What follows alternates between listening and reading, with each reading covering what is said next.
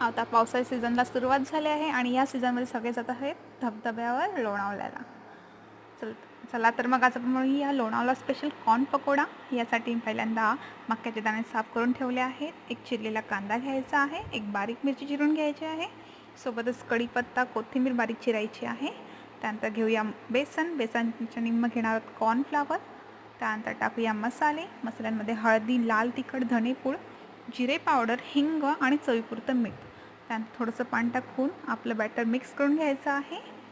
एकीकडे ठेवलं आहे तेल छान गरम झाल्यानंतर लो फ्लेमवर आपण एक एक करून पकोडे तेलात सोडणार आहोत अशा प्रकारे.